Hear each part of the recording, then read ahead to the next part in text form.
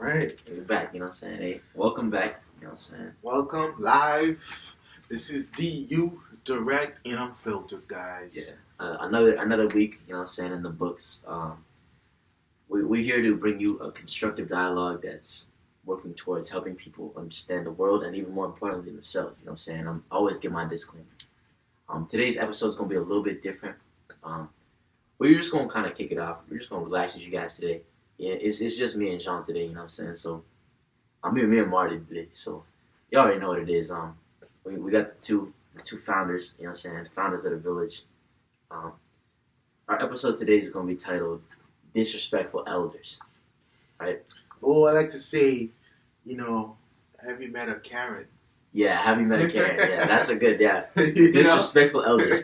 yeah. Colon, have you met a Karen? Have you met a Karen? Because that's bro.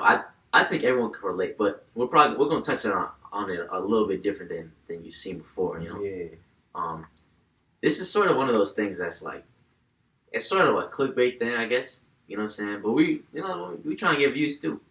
But I would say it's one of those things that it's such a pop culture thing, which makes it a clickbait thing. It's such like a active thing in the culture right now that everyone knows what that means. I've even heard older people say that shit. I've heard people be like, "Damn, like my name's Karen." You know what I'm saying? Like, but at the same time, as you guys know, probably you guys are in the younger age bracket watching us. It's not just indicative of a certain age group. There's people our age that are Karens, you know, people younger than us. Yeah. And Karens aren't just white women, for real. Karens, you should ask yourself right now. You like know let me see how I wrote it. Have you ever met a foreign Karen? You know what I'm saying? You know what I'm saying? Have you ever? I guess that would be a good way to kick it off. You know, have you ever met a foreign Karen? Bro, that was like 2 or 3 years ago, man. And I was working at Home Depot at the time. I can't remember exactly what happened because she was so rude and disrespectful. You know, I don't want to say what race she was. Should I say it? You think I should say it? Yeah, say that shit, bro. It's not like you're calling her out. She was Asian, man. Chinese. I would say Chinese. She was definitely Chinese. And she was just so rude. And I was in sales at the time too, selling solar panels and things like that.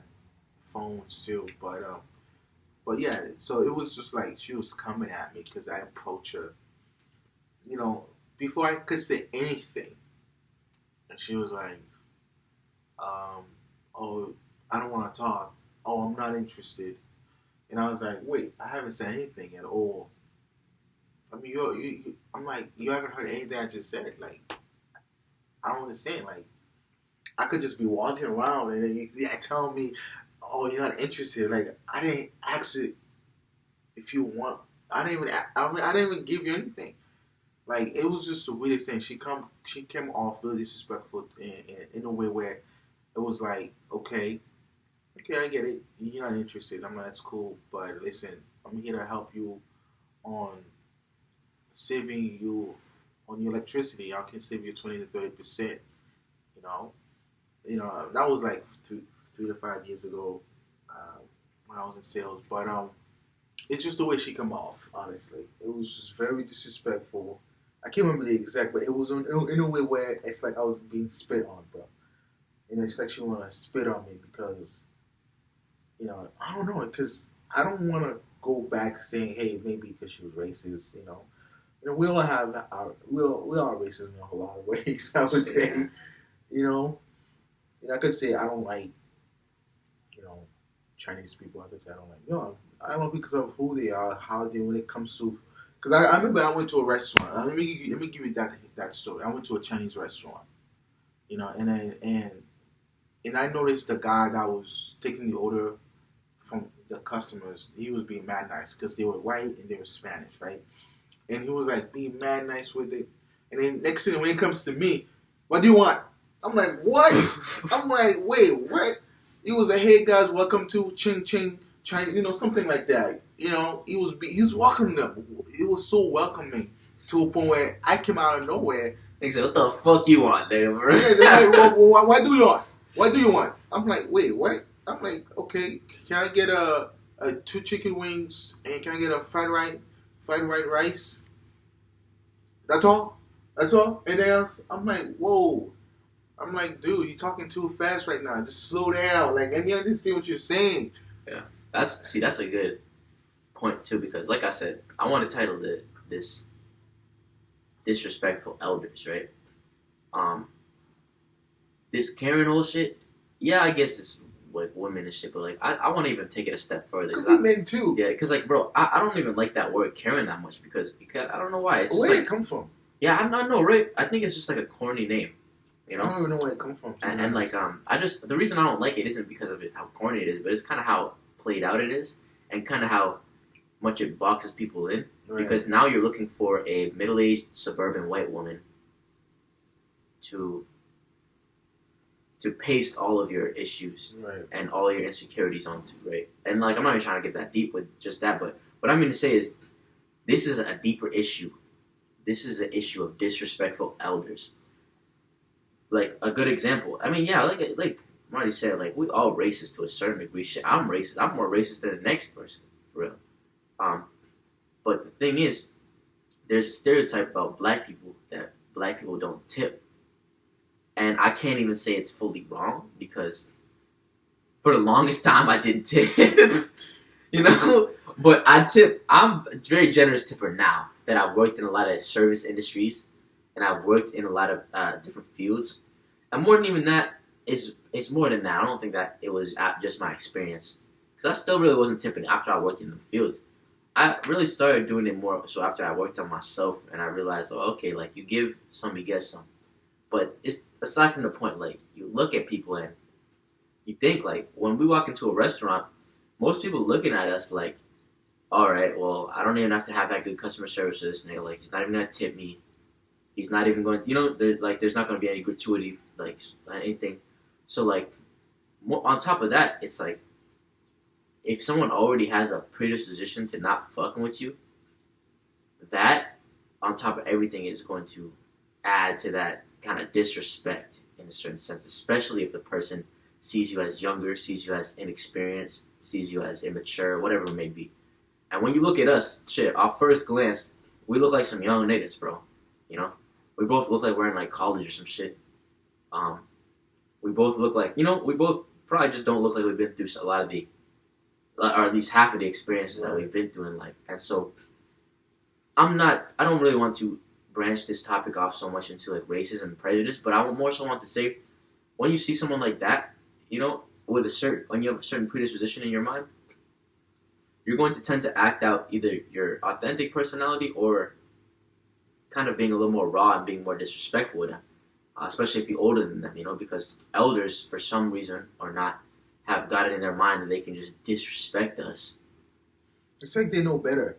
You know, like for me, like I could go to any restaurant or I can go to anywhere where they own businesses, like, you know, not just Chinese always. It's gonna be like the Hispanics, the black, even my own people. Some will be disrespectful towards me. You know, I could go to a Haitian restaurant or an African restaurant. I like to go to a Jamaican restaurant because, you know, I love the oxtail. The oxtails. Yeah, the oxtail, bro. Back in the day, oxtail. Yeah, I love the oxtail, bro. So delicious. But man, when it comes to customers, they're bad at it. Yeah. You know what I'm saying? It's like I'm coming to a restaurant. I remember I was in Boston, and it was me and my wife, and we were just going to get some oxtails. You know, it was a restaurant. It's so famous. Everybody loved it because the oxtails were phenomenal, spicy. The flavor was just to die for, right? And it was just like we were waiting for 30 minutes, and the cashier was just sitting down, just looking at us. I'm like, "You gonna take us an order?" She said, "No, I'm not taking your order right now. I'm busy." I'm like, "But you're just sitting down." I'm like, "What are you doing? Wait, what?" So I didn't understand it. So, I mean, I don't know why I had the patience to wait. Maybe because I wanted to eat the oxtail. Food is that good. Yeah. Shout out to Jamaica. Shout out to Jamaica too. Jamaican niggas. I work with some Jamaican niggas, bro, at this farm. Yeah, Jamaican people don't give a shit They don't give a shit about what you think. Respect. Yeah, I respect that. Respect. I respect that. But at least be a bit more, have a little customer service. All right? when people come to your stores, come to your restaurant, just be respectful towards it. Don't make them wait. Don't be mad, rude, and disrespectful towards it. Like, this is what this is about. Like, have you ever guys encountered anybody that you feel like was being disrespectful, or you feel like you were treated differently because you were white, black, Chinese, or whatever. For me, I can go because you're young, old, Yeah, doesn't really matter, honestly. But I feel like no matter where I go, whether I go to a black business restaurant or a black business owner who owns a store, where I'm feeling being disrespected. Yeah, I mean, to be honest, I feel a lot of times more disrespect from my own community in the recent months, for real. Because I mean, like you said, like going back to it, it's funny because like now that you say that, I've never heard of a Jamaican restaurant praised for their customer service or timeliness. I'm sorry, y'all. Yeah, you guys are the worst customer service. Nah, but it's because Jamaica time. It's because Africa time. Yeah, it makes sense. African people in general, if you're from any sort of African third world country, you know what I'm saying, whether that's in the Caribbean, whether that's in Cape Verde, you know what I'm saying, you already know, like, it's not as punctual. People aren't as punctual, and there's not like a dead fast schedule. It's really just like you operate. It's a lot more free flowing. Right. But yeah, no, dude, I feel a lot more disrespect for my own elders in a lot of senses. You know what? I'm gonna take what I said back. No, it's not okay. Actually, it's not okay at all. Because the reason why I'm saying that is because I've noticed that in the black community, who are the black owners, they treat us, their own people. They treat different race so fairly and respectful, but when it comes to their own kind, it's like we're treated badly. Yeah, it's almost like they don't. It's almost like I hate to say it like this, but no. What am I saying? No, I don't. It's like they put on this mask, or at least they have their best face on for the other communities. But when it comes to their own community, it's almost like we're just like an inherent thing. It's like, oh, you should just give me your business no matter what I say, no matter how I treat you. Like something happened to my mom, right? She just moved into this new apartment. You were just helping me out a couple months ago with that, right? And the landlord is black. He's a black man. He looked like he's in his 40s, early 50s, late 40s, okay? Maybe early 40s, mid 40s, I would say, okay? So my mom been asking him to fix something that needs to be fixed, which is to hook up the washer and dryer, because he has a hookup, but he doesn't have the washer and dryer, but he has the what do you call it, like, the pipes already there and things like that, but he needs to like actually have the plugs to hook it up so my mom can hook up her washer and dryer. So it's been sitting there for 2 to 3 weeks. My mom been calling him, texting him, hey, I need this done, and never. And then I'm starting to think, if this was a white lady or a Spanish lady or any type of lady, I feel like he'll be on top of it. I don't know because a black man was an owner. Do you guys think that women are just black women or women in general are stupid, or even people? No, I'm just curious. No, I'm curious. Dude, that's the funny. Yo, it's crazy. Because do you guys feel like, as a black business owner, do you guys feel like women in general are so dumb and stupid that you think that, oh, they just gonna forget about it, or they too nice, or they don't know anything to get you to do the job when they actually do it, right? Yeah. That just sounded mad funny. It's like, you niggas think women are stupid? No, I'm just curious. Yeah. Because I would never do that if I was a business owner, if I was a black business owner. But also, I would treat everybody fairly and equal, respectfully. But also think about it like, I totally get where you're coming from, but like, you have to think about it like, the vast majority of people are not thinking like you. Damn. And they're not looking at the world through your lens, and so, it's like in the shit I was telling you about. I really found my success in not being able to like, I mean, yeah, of course you always want to find like a higher perspective, and you want to you want to be the bigger person. Right. But you will really find a lot of success, not only in the business world, but in any venture you're trying to do within communications and under people, and really just being in the public, is looking through somebody else's lens and seeing what the predominant majority of the population is seeing. And like I said, the way you think, the way you work, the ethic you work with, like the way you live, the vast majority of people aren't on that kind of time. And so what I found helpful for me is not only in understanding people, but in like understanding different markets, you know what I'm saying? Different industries, different pairs, whatever it may be, is, okay, what is the population thinking? What is the mass population thinking, What are the masses thinking right now? Like, I mean, y'all niggas know. It's like, niggas like sheep, Niggas just flock to wherever the shepherd's guiding them, But what you don't know, what the sheep doesn't know, is the sheep's so afraid of the wolf, When really, the shepherd who's guiding them, at the end of the day, is going to end up eating them just like the wolf would, Right. The only difference is that they run from the wolf and they run towards the shepherd, you know what I'm saying? And so, taking consideration, like, it's very important to see what all the people in this world are doing, even if you want to be detached from the world.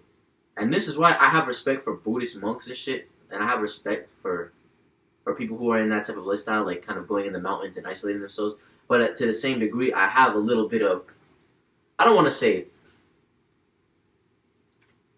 let me think of the right way to phrase this. I lose a little bit of the wow factor, or the kind of that impressive, like, validative, this person is just so much more grand and powerful, and they have so much more will and discipline. Because, well, for the simple matter of, Buddhist monks go into the mountains and, like I said, isolate themselves from society. It's not very hard to restrain yourself if there's no sexual temptation around you. It's not very hard to be reserved if there's no social media that you even have access to.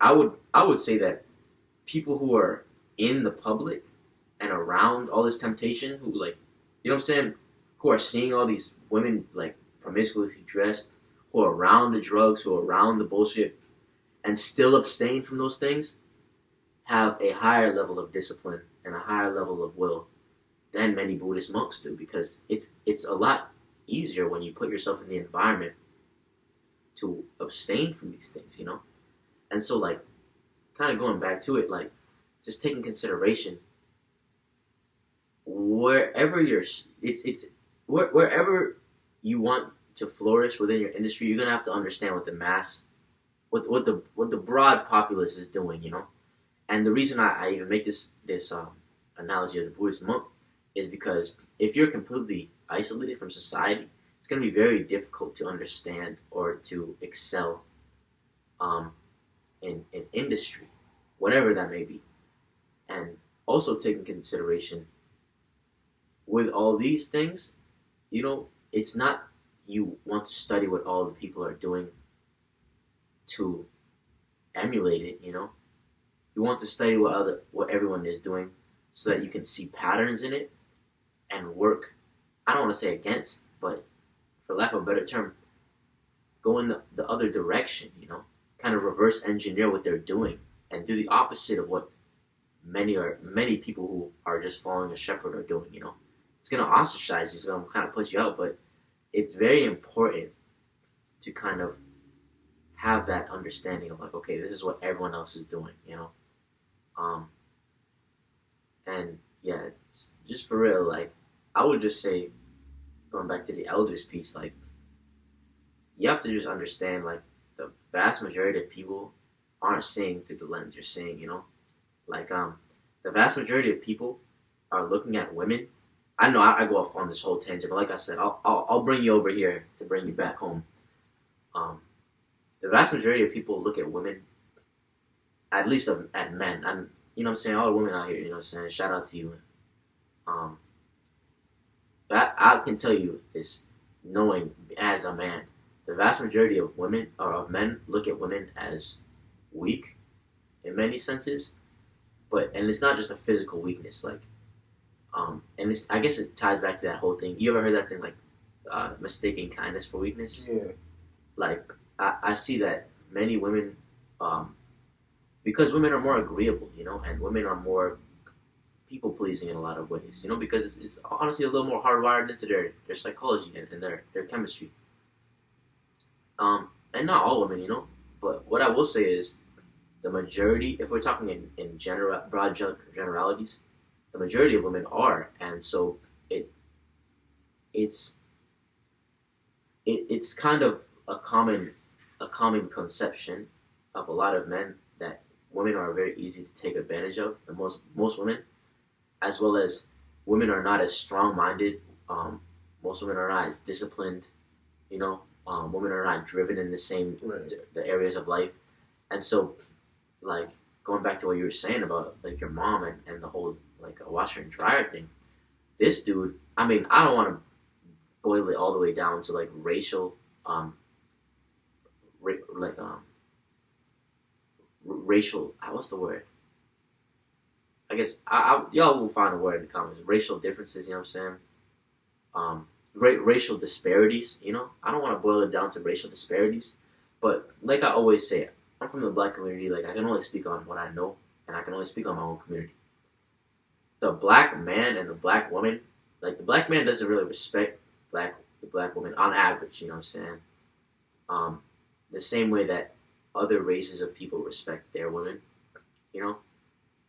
And I guess you could, like, for example, you don't see like white people called like you don't see white people in music videos being like hoes and bitches and you know what I'm saying, like you don't see like Asian people showing their women out with their asses out and their titties out and shaking their ass and them like fucking eating cucumbers and you know what I'm saying, like or like what you know like swallowing cucumbers or some shit, like you know, you don't see.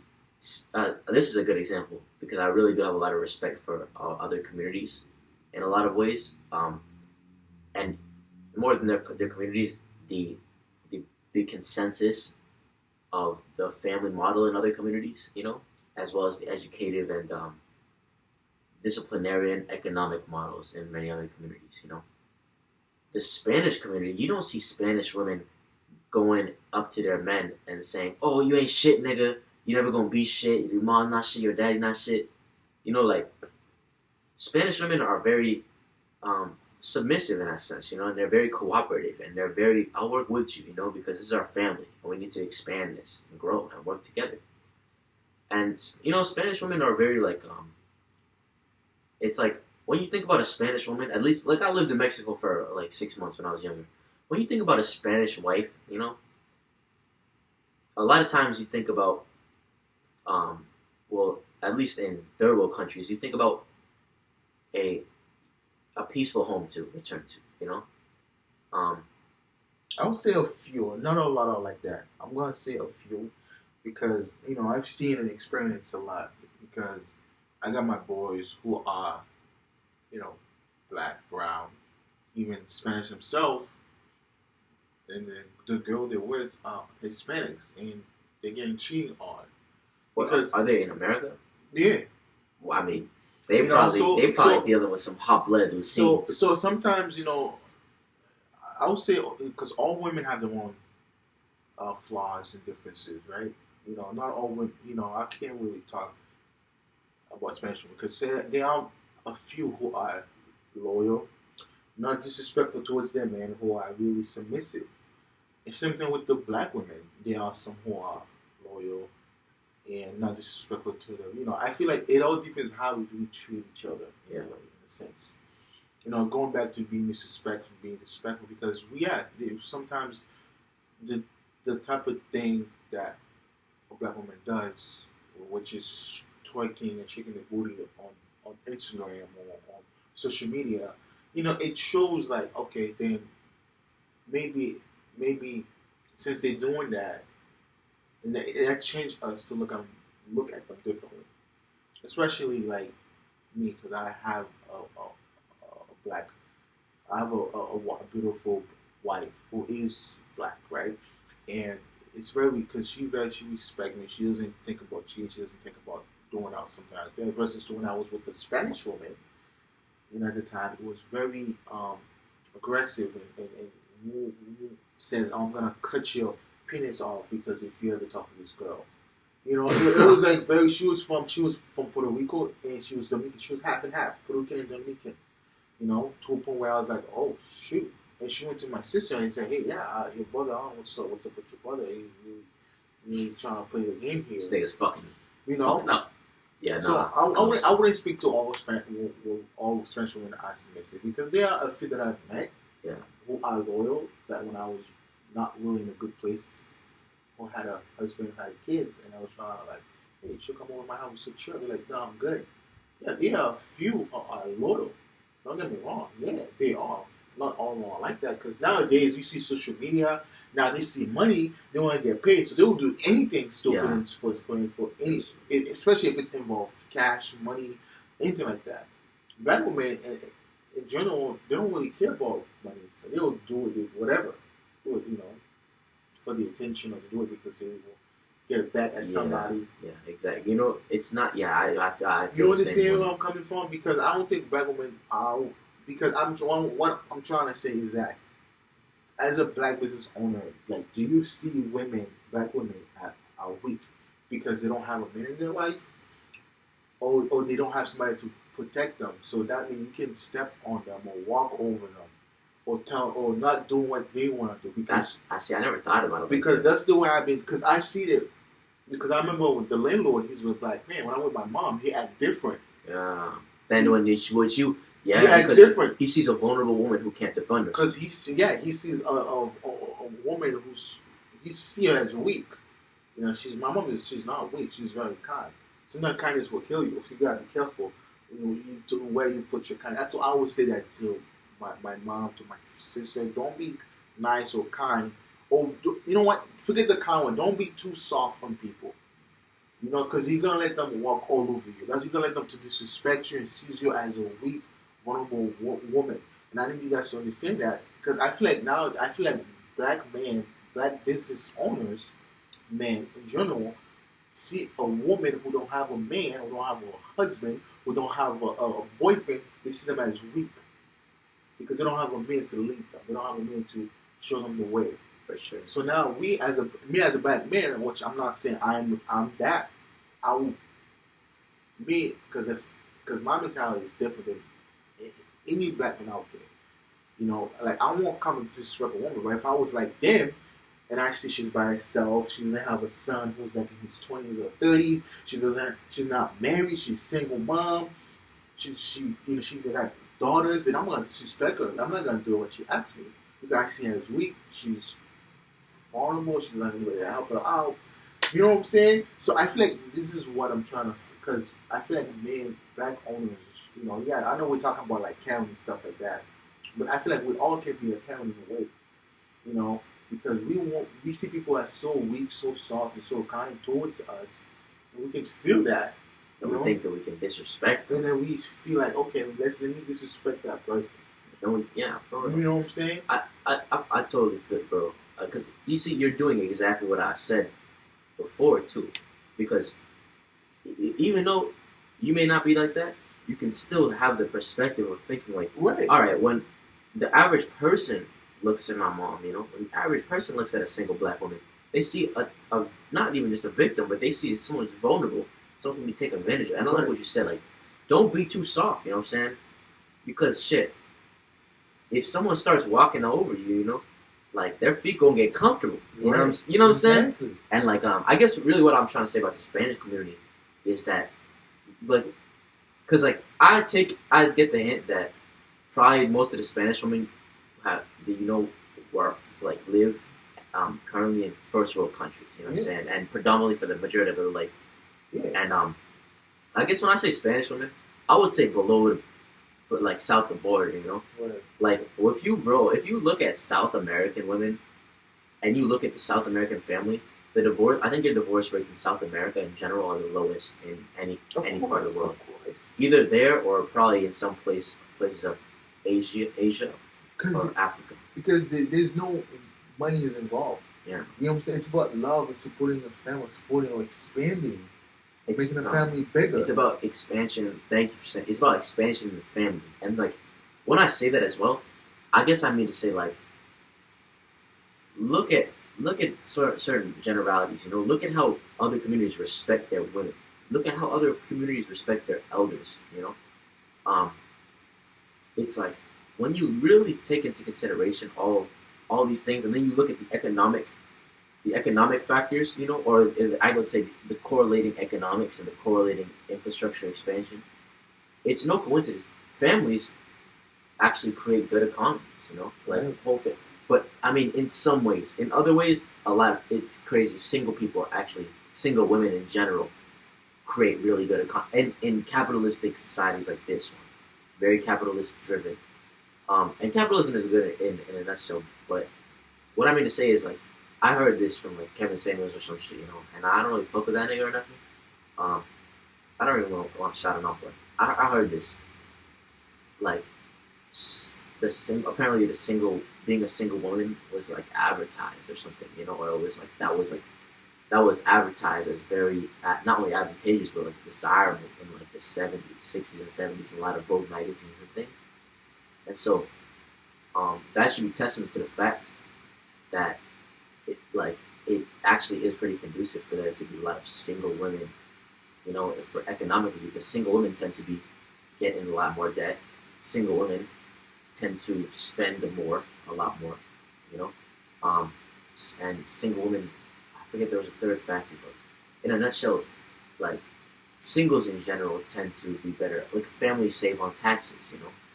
Like families consolidate their resources and are actually able to afford more, you know. They're able to expand in many ways. Families require a lot less maintenance in certain aspects of life, you know, because you have a partner to talk to. You know, maybe you don't need to pay to go to a psychologist. Maybe you don't need to pay to go out, you know, like to entertain yourself. Maybe you don't, you know. Like, for me, it's more like it's where you at. Because you said something really important. I feel if you're from a foreign country like South America or Caribbean country, we're more stable as a family, more as a unit than when we live in America. I feel like America now, there's just so much is happening going on where you have to work hard to bring food to the table. And if a man is not doing that, the woman will seek, because women in general they cheat emotionally. Yeah.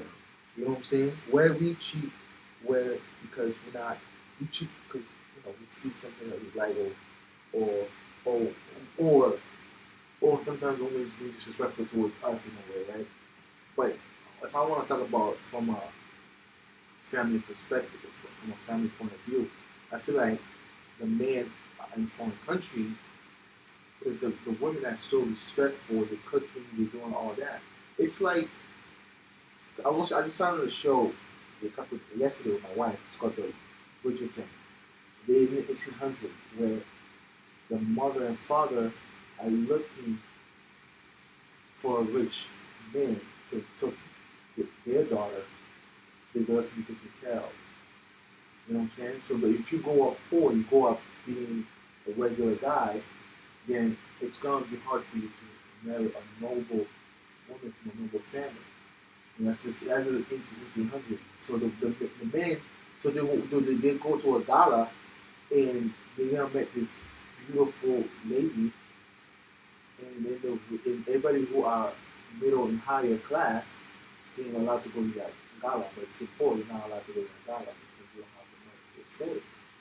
Because I feel like that's what I'm saying. I feel like when you're in a country in the Caribbean, I feel like it's the divorce rate is so low to the point they're not worrying about it.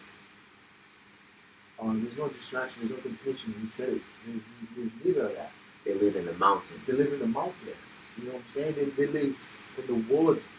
there's a house or they live in a farm where there's chickens. They're not worrying about that because it's set for life. Where here, where we could work but we could lose the money, then we're struggling. The woman emotionally because you're working so hard, you don't barely making time for her.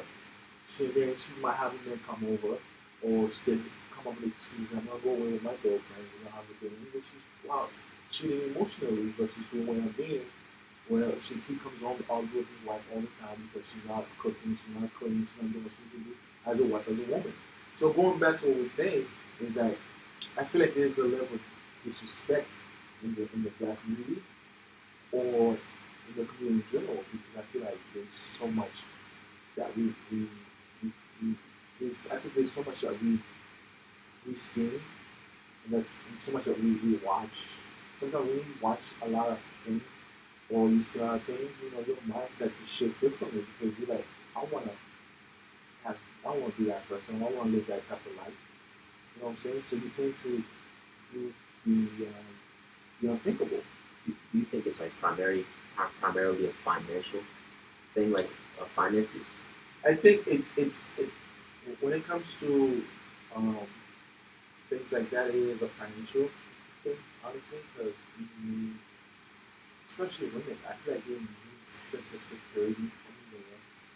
That's the reason why there's a lot of single mother out there because that's something I want to talk about next episode. Yeah, bro. Yeah, secure, you know, bro. We're gonna talk about that for sure. You know, I don't want to just dwell on it so much to the point where it has nothing to do with the topic that we say.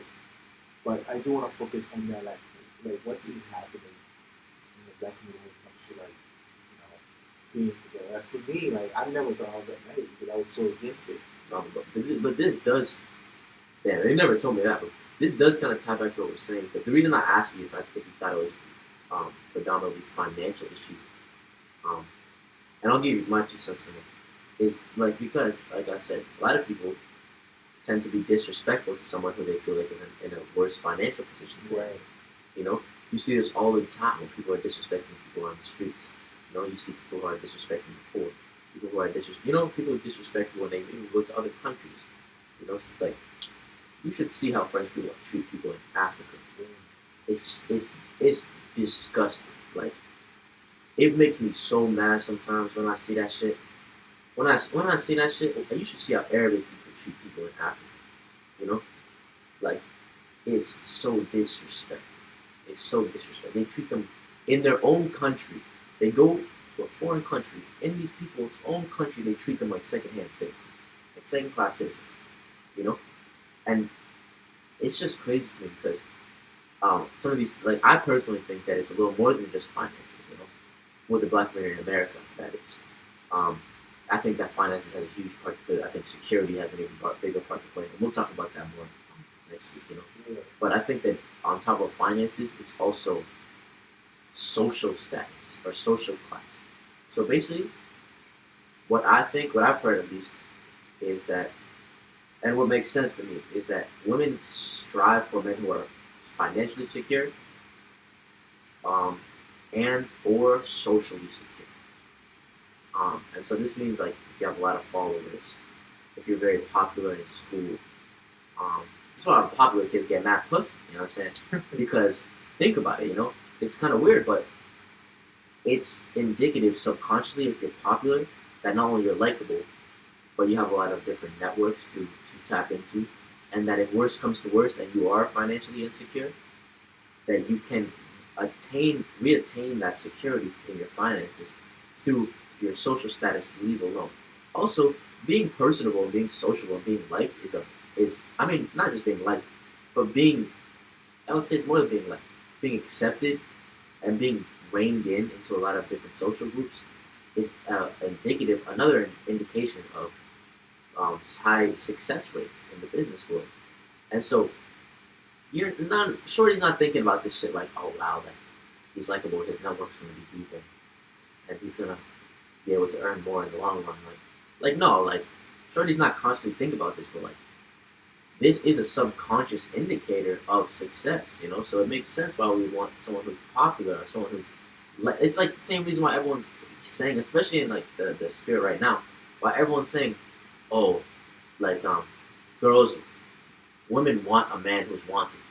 You heard that before? Yeah. Like women want men want. It makes total sense, because clearly that for these other women to want you, there's something about you, there's something worthwhile about you, whatever that may be.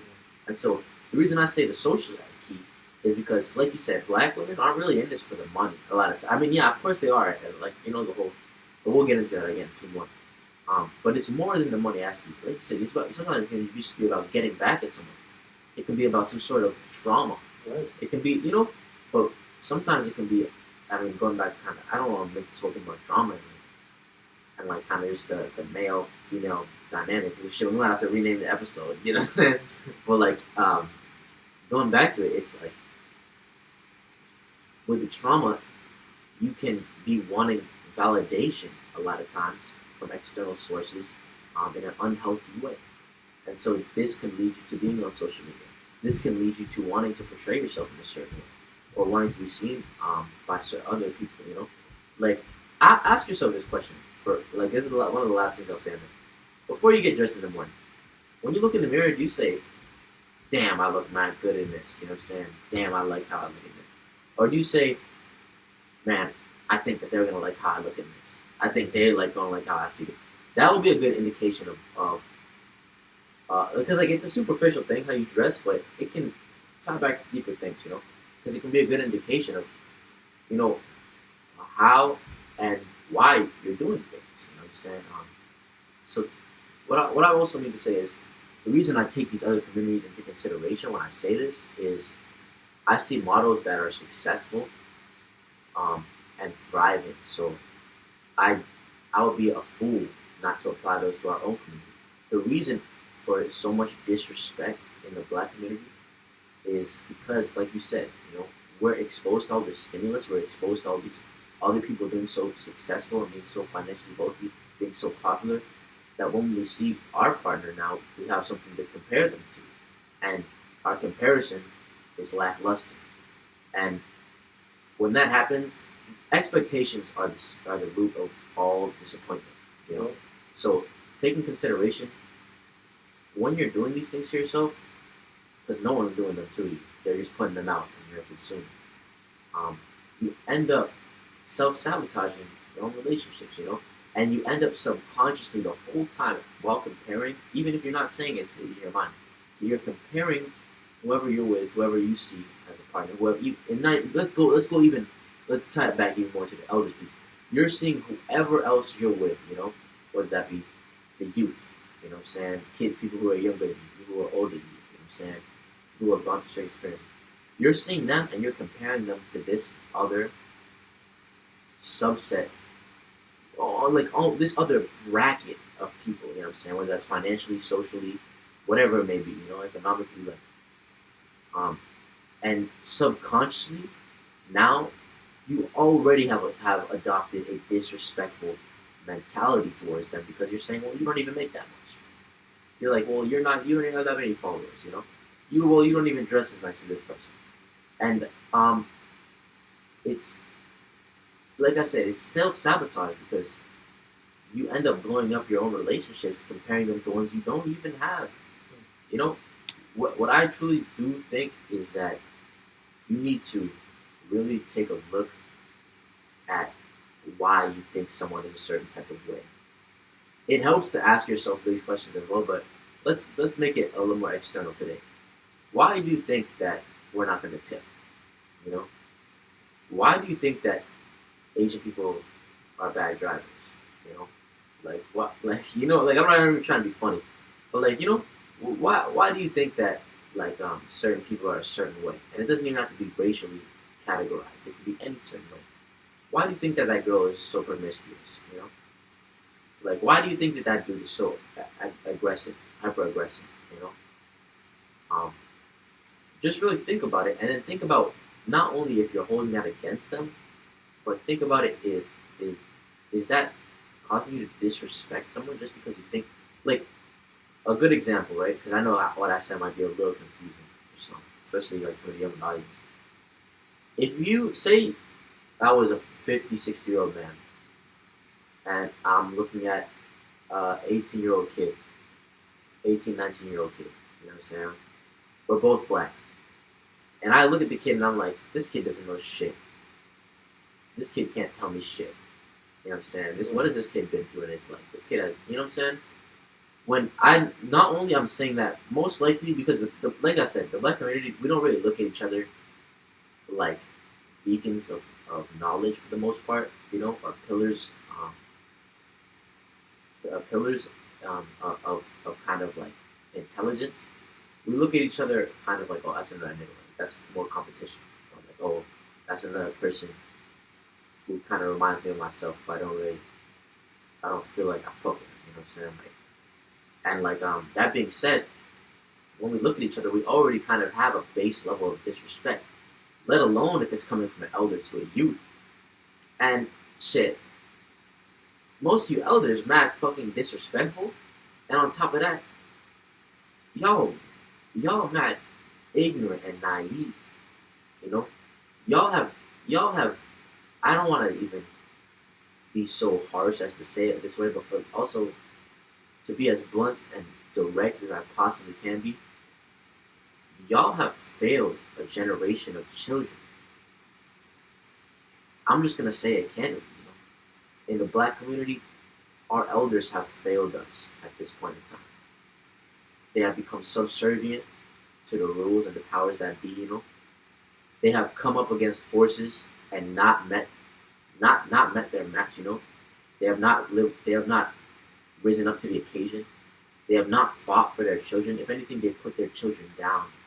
You know, whether it's just some shit as simple as being like, oh, nigga, like, you nappy headed nigga, or oh, you too dark, or you know how much times I've heard my friends tell me shit like oh yeah, like my parents gave me like soap to lighten my skin, or like, you know what I'm saying, or shit like that, or oh, you have good hair, or shit like that.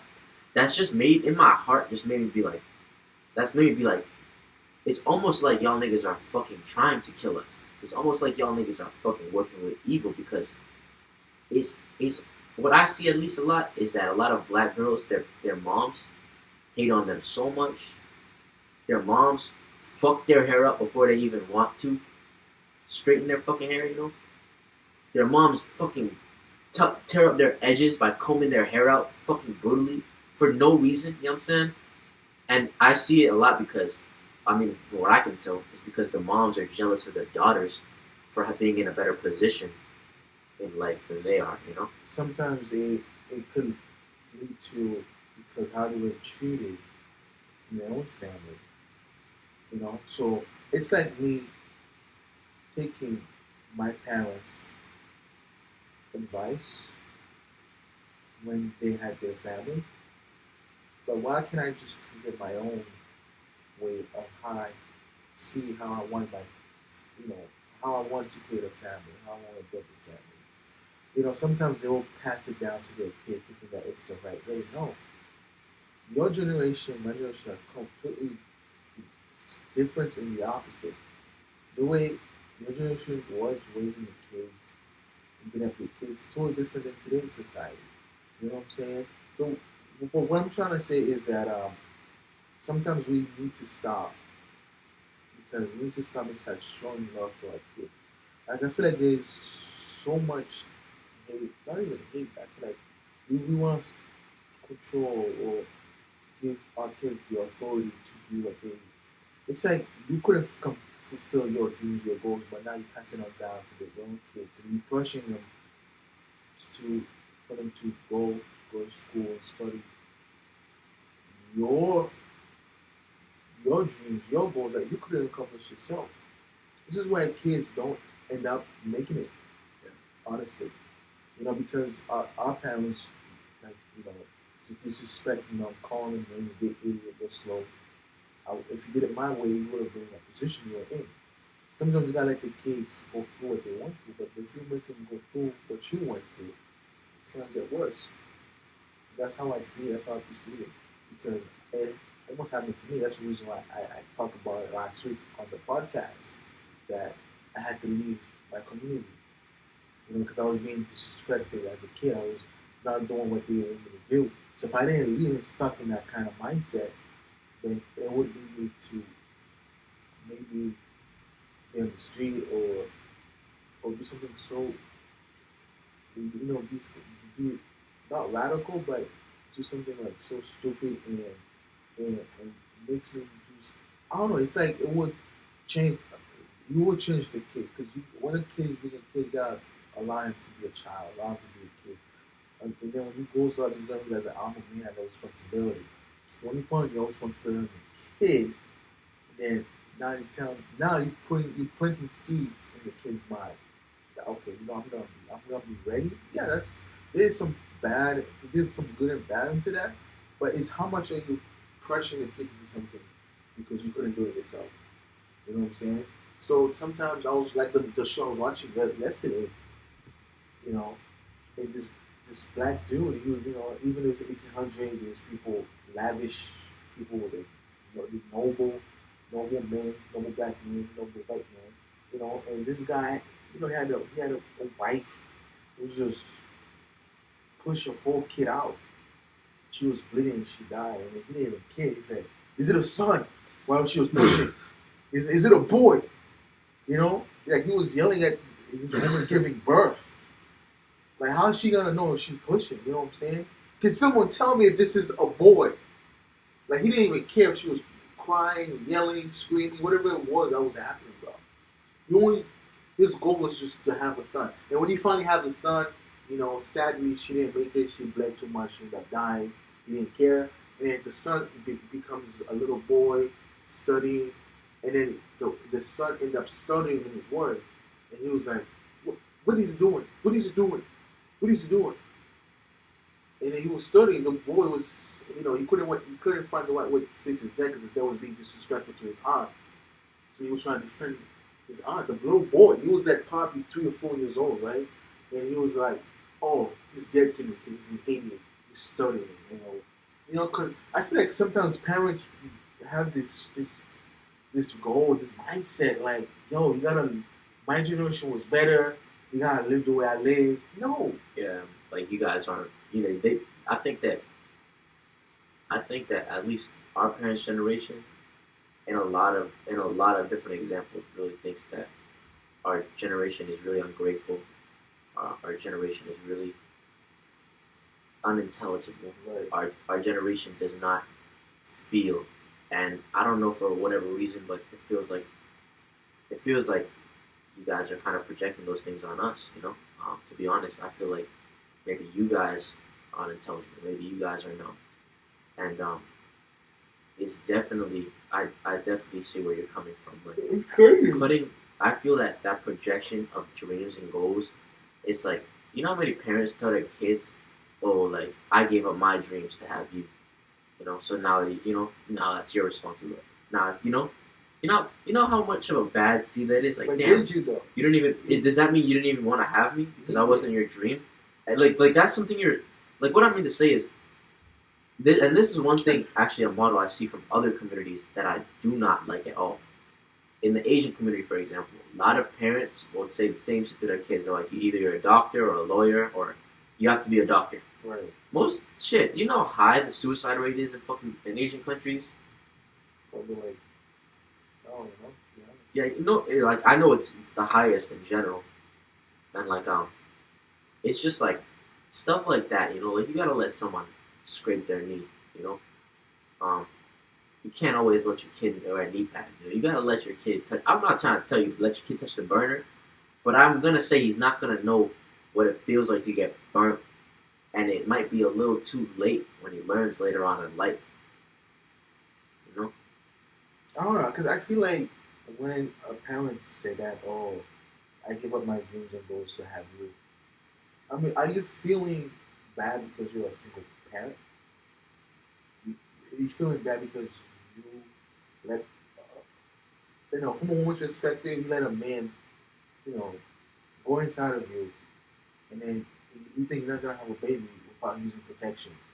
And then when you finally have a baby, you want to have the baby, and the man end up leaving because he disagreed. And you say, it's your body, my body, I can do whatever I want. You know what I'm saying? I'm not trying to justify abortion already. I'm not trying to say abortion, I'm against it or... We're going to have a whole episode on that. I'm not just saying that. You know what I'm saying? Like I feel like that women nowadays is just like even in the past generation, like oh I remember even when your parents gets mad at you, they say oh man are we gonna having you? No, what are you saying to the kid? Nigga, oh my god, that is the most evil shit. You know that is the most evil seed you could ever plant. I don't think parents realize that what you have to take in consideration, and the way that.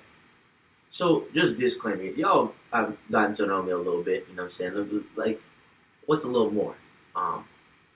Like my parents met like a year before I was born. You know, like my parents weren't married when I was born. Like and so that should tell you something for real. You know what I'm saying? Like maybe they didn't plan on me being there for real. Nah, not maybe. I know for a fact. And so what I mean to say is, it's like it's sort of hard sometimes when you think about it. Like as a kid, not really knowing shit about the world. This is why my disclaimer is always like helping people to get to know the world and even more importantly themselves, because you want to learn the world. You want to learn the depths of this world, and as well as yourself, because then you'll be able to really put it into perspective and realize like it's like I remember thinking back like and being like damn like I was kind of like an accident, you know, like in a lot of ways, and I'm being like damn. I remember like my parents did like getting divorced when I was mad young, like all this like shit, and I remember like always being like damn like I never thought about it consciously, but I remember always being like damn was that like my fault? Like I you know what I'm saying? I remember my mom always telling me shit like, oh like your dad's like a bum, like don't be like your dad, like you know what I'm saying? You're like your dad's a fuck nigga, like he always talking mad shit to me about my dad, you know. And I love my mom and shit, but like at the same time, what you have to understand as a parent is that your kid is like half that other person, and regardless of what you say, good or bad about them, your kid is going to now say in the back of their head, well, if my dad's no good, half of me's no good. You know? If my dad's irresponsible, if my dad's, you know, a deadbeat, half of me's an irresponsible deadbeat. So, and parents, a lot of times out of frustration at the other parent, especially a lot of times in single parent households, bro, we need to talk about this on another topic, bro.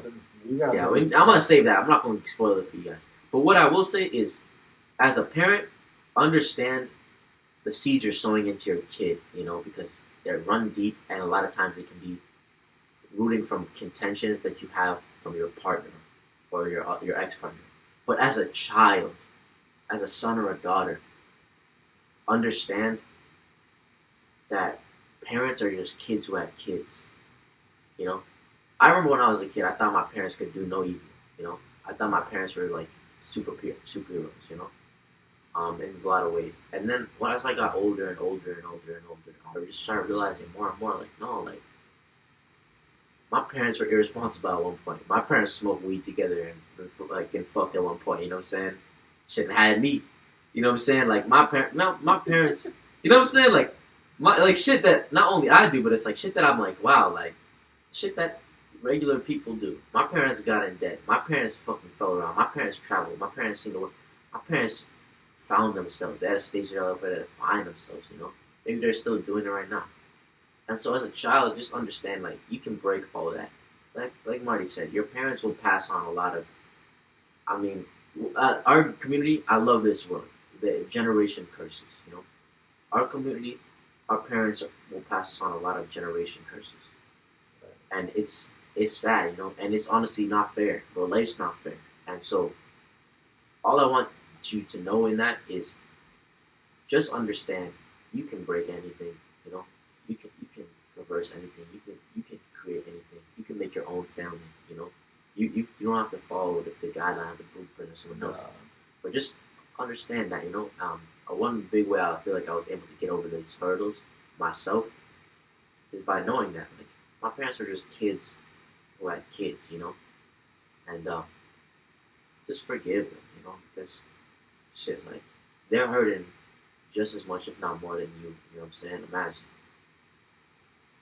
Yeah, I just want to say it's important too because you have a roof under your head. They give you a roof, they give you food.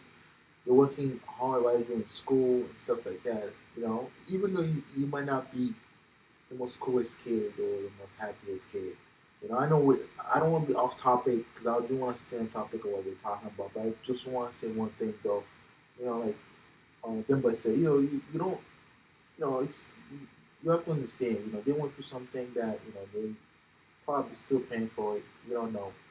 That's why they're doing their best to get you to the best schools or put food on the table. You know, you guys probably most of you. I'll say most of you have both parents. It's a blessing. You really have to be. Don't take it for granted. Just count it as a blessing to a way. Where you're gonna grow up one day, you're gonna become like them, or you're gonna break the generational curse that was passed down to you. You do have a choice in that, but I do want to come back on the disrespecting your elders. Let me tie this back, bro. You know, Like you said, I mean, probably I guess half of you, because the divorce rate's like more than 50%. I guess half of you have both parents, but don't take it for granted. But don't take it at face value either. Just having both parents don't make you happy. I know some niggas whose parents married more miserable than me. When my parents got divorced, when I was like 4 or 5 years old. But like what I'll say is that think about it again, right? Going back to the respect and disrespecting your elders. When your parents look like subconsciously, so this is another example, right? When your parents subconsciously looking at you like the person who did them dirty, like their ex-fiance, like their ex-husband, like when they're looking at you as like every single day as a reminder of that person, it can start to get a little malicious, like subconsciously without them even knowing it. And so, like I said, think about why you think something about somebody. Why are your parents saying certain things to you? Why are your parents just exploding at you over simple things, like not doing the dishes, like not doing something that's like, it's not that deep, and you're way too mad for something like that, And going back to the earlier example that I was given, think about the 50-year-old man and the 18-year-old boy. It's like the man, because of what he's looking at, because of what he knows prior, because of I guess that's prejudice and shit, but let's just keep it for what it is right now. Because of everything he's experienced, because of all the other young 18-year-old kids he knows, he's like, this nigga doesn't know shit. This nigga can't tell me shit.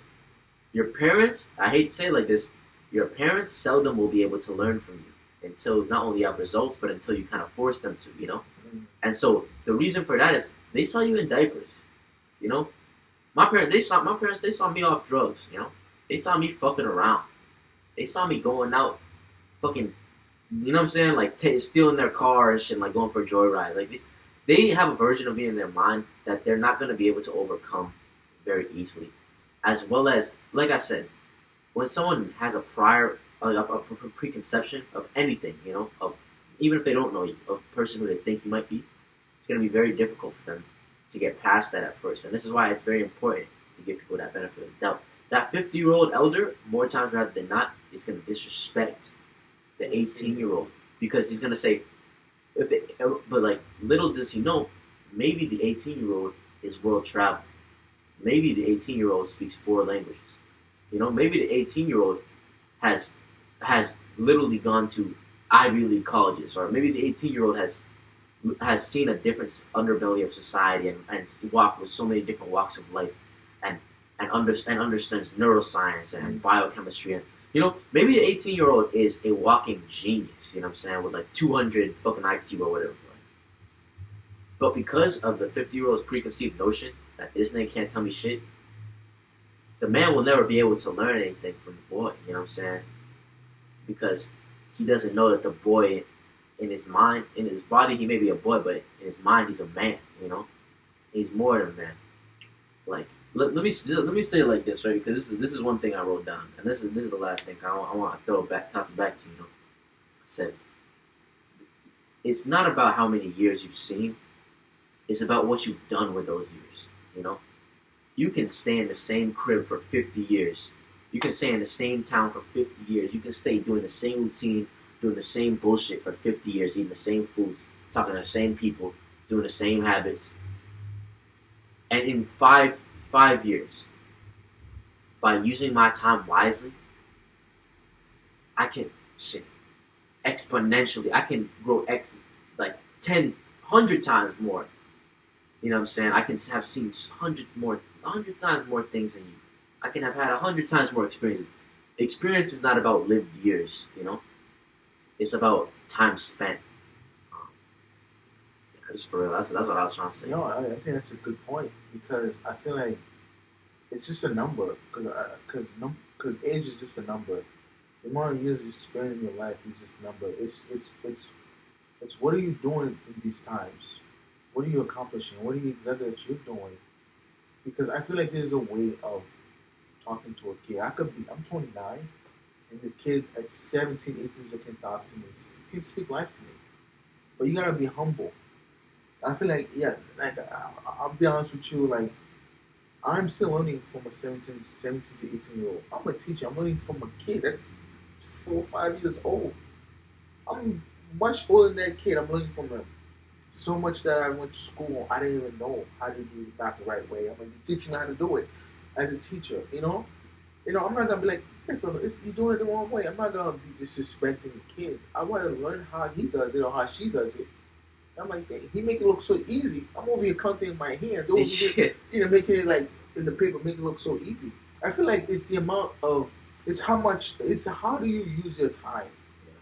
It's how are you using your time wisely for you to be able to be the person in the next 50 years. So, like you said, it doesn't matter what you seize. If you don't experience and don't take the time to do something with it, because you could you could be living in a place for 50 years, living in a town for 50 years, have the same friend, but you didn't learn anything because you never expand yourself. You never reach out there and get out your comfort zone and have this type of power and knowledge. Because I want to learn more from everybody, different race, different ethnicity. But if I'm not using my time wisely to a point where I think I know better because of what I've seen, what I've experienced, then you're not gonna get far. And plus, you're not humbling yourself. You gotta be humble. You gotta have a lot of grace within yourself to be able to, because Denver is like younger than me, and I want to listen to him, to what he's saying to me, so I can take what he's saying. There's a lot of things that he knows that I don't know. So you guys need to really understand. It doesn't matter how old you are, because age is just a number. They always say, "Oh, once you get older, you become wiser." No, that's not true at all. Like I never believe in that. I feel like it's how you approach it's your approach with the kid or with the person that's talking to you. It's how you approach every situation. You gotta know how to approach it. You can't approach the situation you thinking that you know everything because what you went through, what you experienced, or what you've seen. I'm glad you've seen and experienced all that. You know what I'm saying? But don't neglect or dismiss because I'm younger than you to what I'm saying to you. It doesn't make any sense. I feel like sometimes our parents does that to us. Because they see us as the lowest because we don't know much. We don't know anything. Oh, you guys haven't seen what I've seen. I heard that. Oh, you guys don't see what I've seen.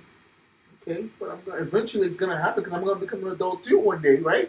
You know what I'm saying? So I don't understand why they always say that. Oh, they feel entitlement because, especially like in the black community where they have education, they don't want to talk to you. Yo, I'm so glad you brought that up. Did you go to college? No. Did you graduate? College? No. Okay. Well, I can't talk to you because what I'm about to say, you're not gonna be able to see. I'm like, wait, what? Oh, well, I'm way too educated for you. Or they use hard words for you to not understand them, bro. I'd say, won't you level with me for once? But I know some of you probably agree or accept that education is better. It's all that. That's fine. I got nothing against education. I feel like it's how you use it, and how can you explain to how can you be able to what you've learned? How can you pass it down to somebody? You know what I'm saying? That's true. So I don't think education is all that to be honest, unless you know how to humble yourself in a way and teach it to someone else. Or you can have all the education, all the degrees you want, but if you can't be coachable, teachable, then you're not educated. Yeah, I feel like the purpose of knowledge is to better yourself and adversity do better in yourself, better the world. Exactly. And so I think about it like this: what good is if I have all the knowledge in the world if I can't, if no one can understand, if I can't even, what I'm saying? Like, what good, what asset am I to my community? If I'm just over here, just, oh, I'm the smartest thing, Right. And the audience can't even understand what I'm saying because I'm speaking in such, like, phraseological, scientific jargon. Like, I guess what I'm getting at is taking consideration. No man is an island, yeah, of course, but you have to focus on coming to people where they're at, at the level that they're at. I feel like the 50. I mean, what did you say? You were like, oh, these niggas aren't even sorry about this shit, like the elders, like they're not even like sorry about being like, oh. I feel like, I mean, that you feel like, oh, you said that they are sorry or some shit, I forget what you said. But in a nutshell, I don't think these things are sorry at all. Is what I'm trying to say. Like, I think that if they were sorry, I think that everyone above the age, every person in the black community, man or woman above the age 55, should issue a global apology to the fucking youth of this world. Because y'all niggas dropped the fucking ball. Y'all niggas don't listen to us. And the ones of us you do listen to are cooning, are fucking around, are not, you know what I'm saying? Do not have their head screwed on straight. And now, like, if you black and you maybe you understand what I'm about to say, comment down below. You know what I'm saying? Let me know how many people seeing through my eyes. If you're a young black kid, you don't feel supported by your elders. You don't feel like your elders got your back. I never felt like that, at least. I never felt like when I would walk in the street, I would see an older black man. I would never feel like, damn, this nigga got my back. Just the way he would look and talk to me, It's almost like he would look down on me, It's almost like he would look down on me. It was always such a weird feeling. And I never could put words to it until a year or two ago. But I understand now more than ever. Like I feel this so deeply in my heart that it's like, that may be why I'm getting a little more serious on this. But it's like, bro, older black men in this country are pussy. Bro, older black men in this country are pussy. Y'all niggas didn't stand. Y'all niggas had so many power movements. Even if maybe I don't agree entirely with what they did. Y'all had the Black Panthers, the Nation of Islam, you know what I'm saying? Black Power movement. Y'all had so many movements. Y'all had all this. But then, when the head got cut off the snake, you know what I'm saying? When Malcolm got shot, when Khalid Muhammad got dropped, it's like, damn, bro, like, everyone just fall by the wayside, and y'all niggas didn't internalize or do anything. Y'all niggas were just, like, y'all niggas were just fucking scared to but even move. Y'all niggas were scared to pick up arms. Y'all niggas were scared to do anything. You know what I'm saying? And look what it's culminated to in a generation of children who have now inherited those same fears. But now they're more subconscious and they're more widely accepted. What I'm getting at is our elders have done us a disservice, and they continue to do so by not telling us about that very disservice, by not telling us our own fucking history, by not studying, by staying in the same town with the same friends and the same routines, And on top of all that disrespect, by continuing to tell us that we can't tell them shit. Because, what do you know? You haven't seen what I've seen, Right. Yeah. And so, like, what I'm getting at is just understand that for what it is. Like, you don't gotta make anybody else's pain your pain in a lot of ways. You can understand them for it, but you can break that cycle too. You don't gotta hate on them either, Don't bring them more pain, Like, it's gonna be harder for them. Like, think about it. You've only held on to this, like, what? How old is probably our average viewer? It's probably like 17, 18, 19, 20 years, They've held on to this for 50, 60, 70 years. Think about how much more of a load that is on your back to carry. Holding on to this for your lifetime. just forgive them, never forget, but move forward. Because it will not be of service to you to be begrudge it or to hold on to that. But it will only weigh you down. See, I don't know. Maybe you're right. Maybe they are scared, black men, or maybe they don't know how to work together. I feel like there's more to it than being afraid. Maybe fear is what's causing them to, because the leader. It's like they learn nothing from their past, from their history. You know what I'm saying? Like that's the reason why they're going against each other and kill each other for little money, for like $5, $10 or $20. Or for drugs and whatever it is that you fight for, or you owe me this. That I feel like it's because they always say kings. You know what I'm saying? Oh, we're kings and queens and we're all that. You can't be a queen if you don't have a king. You can't be a king if you don't have a queen. You can't be either if you don't have a dynasty. Exactly. You can't be neither if you don't have a whole team riding with you, who's not afraid, who are fearless. Who can stand against the militia people who's trying to like, embarrass, not even embarrass, but put you down, like, because you're colored, because you're brown and black. Like I always say, I know we're way off topic, and I do want to touch base on what I'm about to say. Is that we black men, we don't know how to lead each other because we're not doing it ourselves. We're not leading ourselves, so we can't lead others because we're not disciplined, or we learn nothing, we know nothing about our history, our past, what happened to our ancestors, or we're afraid to stand up for each other, or we're afraid to go against what is happening. I'm not saying that we gotta be killers or we gotta be, go out there and start running people. No, there's a way we can do it. I'm not saying we gotta be Malcolm X. I'm not saying we gotta be Martin Luther King. I'm not saying we gotta be Muhammad. All I'm saying is that, I always go back, because I do want to touch base a lot of things, but that's gonna come up. So I do want to touch base on that, but I want to say something really short and quick, guys. I feel like the black man are the ones disrespecting each other. Honestly, they make us look so bad that now they're making other race or other ethnicity disrespect us, because now we're being disrespected by our own kind, by our own community, so that they see it. How we talk, why we talk so loud and when we walk together. Why you yelling, yo, nigga this, yo, we're arguing in front of our family in public. So you're letting other race, other ethnicity, other nations sing, and you're making them see that you're yelling and screaming at your own family, at your own kid. Now you're allowing them to do the same thing when they come to their business. You're allowing them to do the same thing, because if you're yelling at your kid in public, that should be doing something behind closed doors. You should discipline your kids behind closed doors, not in public.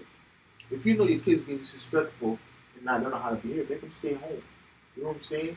Have him stay home with his aunts or siblings or whoever is like older, because hey, But when you over here in public yelling at your wife, yelling at your husband, and at your boyfriend and girlfriend in the black community, then you're letting other race know that, hey, I can disrespect them the same way you do that. I could do that to you too, because they're doing it to you. You know what I'm saying? When do you ever see a Chinese person walking in a group? Do you ever see them fight with each other? Bro. The black community is the only community that airs out all the shit that we do behind closed doors for everyone, for the world to see. We put it on camera. Yeah. Why are we putting it on camera when two black men are fighting each other? Why are we doing that? Why are we sabotaging our own legacy? Look at all the niggas on World Star, bro. Yeah, they're all 90% is black. 90% black and colored. They're colored. Light skin, brown skin, dark skin, doesn't matter. They're black in general. You know what I'm saying? It's like you're putting all this girls twerking, black girls twerking. Dude, great example.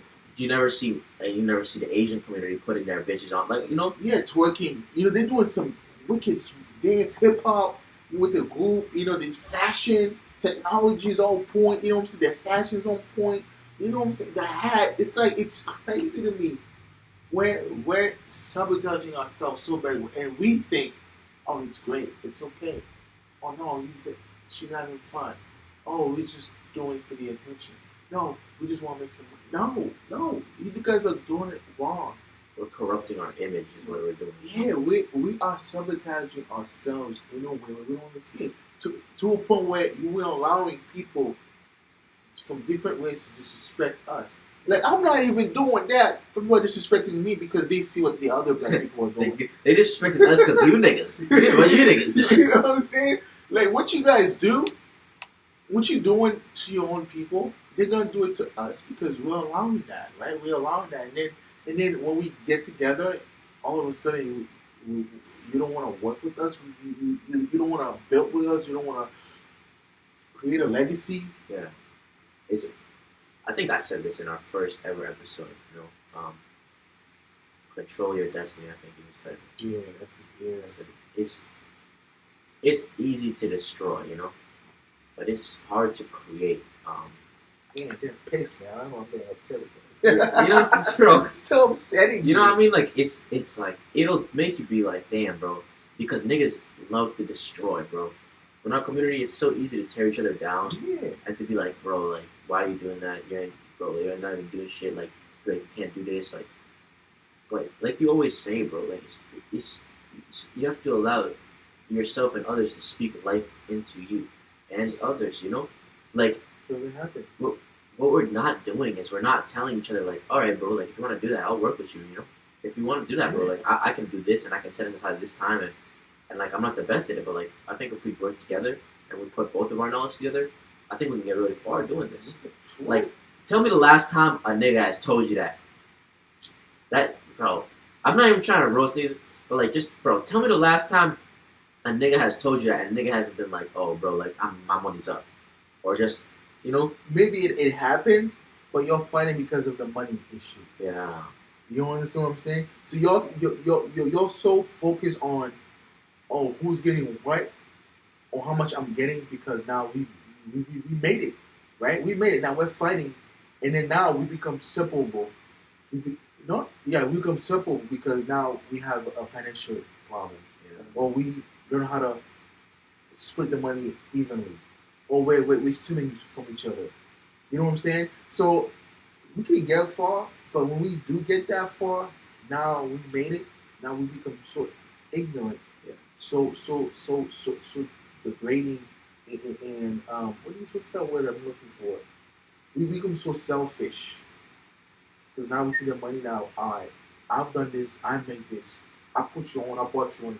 Thank you. You shake hands, you never see the person you work with because you see the money coming in there. You become so selfish and degrading to your own people. That makes no sense to me. Yeah, black people, we can get far, but we never get. We have to. When we get that far, it's hard for us to get further because there's a lot of mental thresholds and obstacles that we have to overcome, and seldom in our community, in America at least, do you see many people overcome that. Yeah, and that's the hardest part. I know we're off topic a little bit, and it was supposed to be. I mean, yes, we did tie it in with our elders disrespecting us. Even your own parents will disrespect you as a kid. I noticed that. Even when you go to school and you are the student and the teacher disrespecting you because you ask for help or whatever it is, anywhere you go, we gonna be disrespected, no matter what color you went. But I feel like the majority in the black community, we are the most disrespected people out there. I'll be honest with you, because it doesn't matter if you're Jamaican, if you're African, if you're Haitian, if you're Trinidad, it doesn't matter where you're from. We are the most disrespected. I feel like we, as a man, black owners, we can be very disrespected towards our own people. But when it comes to the, other race, we treat them kindly and respectfully. And I never understood that. Why is that? So if you guys could comment below and tell me why we do the things we do. Do we hate our own self? It's like you hate yourself.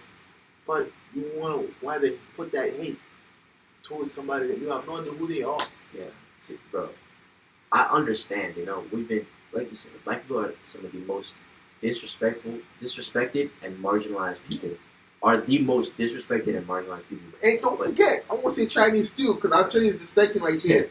Chinese to come out second place. But at the end of the day, what I will say is that it's easy to blame another man for your suffering. While other people have put us through a lot of suffering, you can never argue that. You know, it's not up for debate. Well, who's putting us through the most suffering today?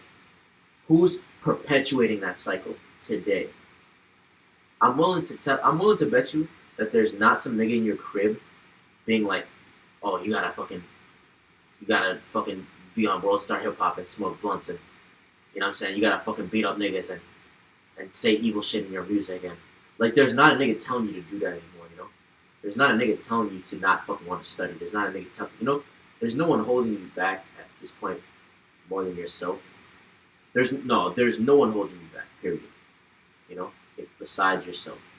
And so what I'm getting at is show yourself that you can do it. Show yourself that you can show up to yourself. Show up to work, to, and by work I mean even just your life. Show yourself that you can show up to life every single day and overcome some obstacle or overcome some force that's coming against you. Because I'm telling you, like, it's at this point in time, we're the most disrespected people because we are the most disrespectful people, you know? And it makes total sense, you know? It's not even like counterintuitive or anything. It makes total sense. My dad didn't really give me that much shit, like, but like this is one of the few things that he gave me that like always stuck with me, you know what I'm saying? And I'm still thankful to this day that he told me this, you know? He said, you respect everyone as much as you want to be respected. But more important than that, he said, you respect yourself as much as you want other people to respect you. I want you guys to listen to that, you know what I'm saying, if you get that one over your head. But I'll say it one more time. You respect yourself as much as you want others to respect you. And shit, I don't even gotta say nothing about the black community with self-respect. You know? When we start to respect ourselves, so will others. When we start to care about our image, when we start airing out all our laundry, our dirty laundry, out on the streets for everybody to see, shit, dude, we'll be able to overcome a lot more, you know what I'm saying? And we'll probably stop dealing with a lot of this bullshit of niggas disrespecting us, elders disrespecting us, people at restaurants disrespecting us. Yeah. Like, we'll probably be in a position where we can, a lot of people say it, but like, it's like the image of black people on the internet is very detrimental to the average black person's day-to-day life, you know? Just because of how we're perceived in society, we have a hard time walking into stores, have a hard time getting loans, have a hard time buying and renting houses, you know? Like, shit that just, like, it's because, like, just because how I'm dressed, you know what I'm saying? Like, niggas already think I'm fucking stupid and, fuck nigga, and I'm a shoehead or whatever, sneakerhead or whatever, you know? Just because how I'm dressed, you know? Just because of how my skin color, just because how I look, just because my hair, like, just because I'm going to shave all the time, you know, like, and so, with everything we've said, yeah, we did go off topic, but we still, shit, there's no such thing as off topic here, you know what I'm saying? Like, we went there to come back to bring you more. Like, we're going to show you more in the future. I mean, that's all I really had to say on the topic. I don't know if you wanted to. No, this is great, guys. You know, I just want to say thank you for listening, guys. We appreciate the time that you guys, I know you guys in your living room, at your house, probably in the car listening. I just want to say I really appreciate you guys. Thank you. You know, comment below if you have any questions, what you think of what we talked about, or any concerns, or if you want to ask, hey, you know, what do you think of that? You know, let us know. I don't want you to just to hinder or hide, or, you know, we all have a voice here, guys. I don't want to just focus on the black community. I do want to focus on all communities, but I feel like the most communities that are stronger and need to be, you know, I gotta be honest with the community. The most community is that needed could be yours too. You know, just let us know what is going on in your community. You know, are you being disrespected because how young you look, or how old you are, sometimes the young will be disrespecting the elders as well. You know, it's times it's 50-50, honestly, guys. I'll say respect your elders, but don't let anybody disrespect you. Right. You know. But I hope you guys gain some value out of this episode. You know what I'm saying? I hope you guys can take something from this. I guess next week we'll come back for sure. Like we said before, we're gonna touch a lot deeper on some of these topics and have individual like episodes and talking points and segues on all of these things in video. But as for now, you know what I'm saying? I guess you'll catch us next time. Catch us next time, guys. Take care. All right.